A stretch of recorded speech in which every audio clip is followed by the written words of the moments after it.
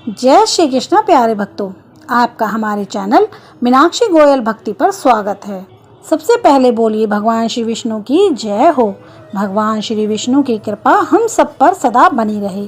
हम पुरुषोत्तम मास महात्म सुन रहे हैं और आज पुरुषोत्तम मास महात्म का 16वां अध्याय सुनेंगे।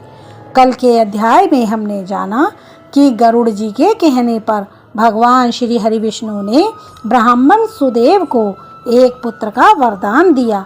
इसके आगे की कथा आज के अध्याय में सुनेंगे।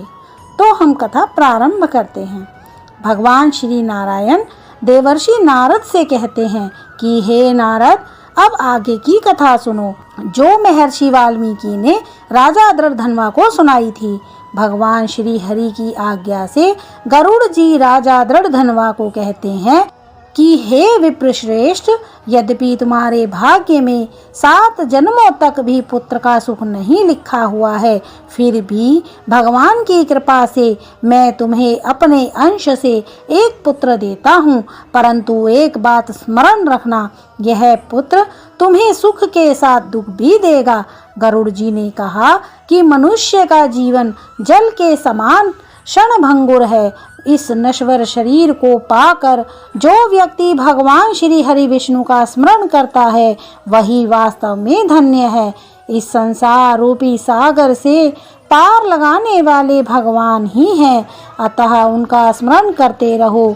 इस प्रकार एक अनुपम वर देकर दोनों स्त्री पुरुष के देखते देखते भगवान श्री हरि गरुड़ पर विराजमान होकर बैकुंठ लोक में चले गए और ब्राह्मण सुदेव अपनी पत्नी गौतमी के साथ प्रसन्न होकर अपने घर लौट आया। कुछ समय व्यतीत हो जाने के बाद गौतमी ने एक तेजस्वी पुत्र को जन्म दिया और उस बालक का नाम सुखदेव रखा गया, क्योंकि वह पूर्णिमा के चांद के समान तेजस्वी और मन को आनंद देने वाला था। सुखदेव ने अपने पुत्र के पैदा होने पर अति प्रसन्नता से श्रेष्ठ ब्राह्मणों को बुलवाकर जाति कर्म किया और स्नान कर ब्राह्मणों को दान दिया। पिता के मनोरथ के साथ माता के मन को आनंद देने वाला वह पुत्र शुक्ल पक्ष के चंद्रमा के समान बढ़ने लगा। तब पिता ने पुत्र का यज्ञोपवीत संस्कार कर गायत्री मंत्र का उपदेश दिया और वह पुत्र ब्रह्मचर्य का पालन करने लगा।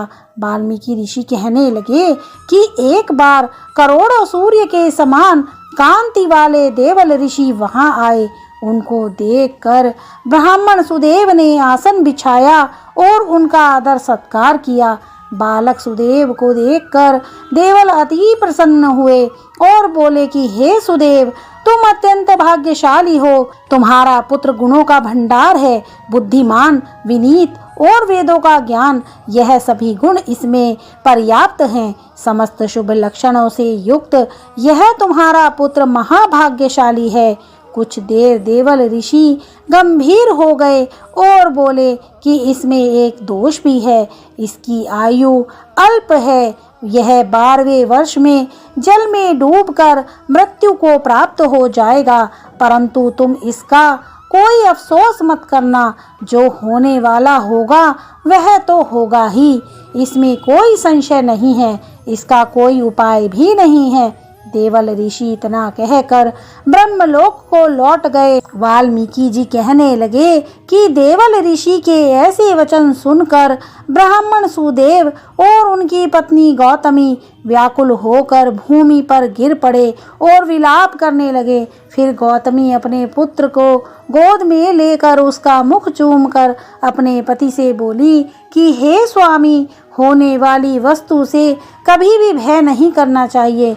जो होने वाला है वह तो होगा ही, और जो नहीं होने वाला है वह कभी नहीं होगा। संसार में राजा नल, राम, युधिष्ठिर जैसे महान पुरुषों ने भी दुख भोगे हैं। इसीलिए हे नाथ, उठो, शरणागत जीवों के रक्षक, निर्वाण पद देने वाले भगवान श्री हरि का स्मरण करो, वही हमारे रक्षक हैं।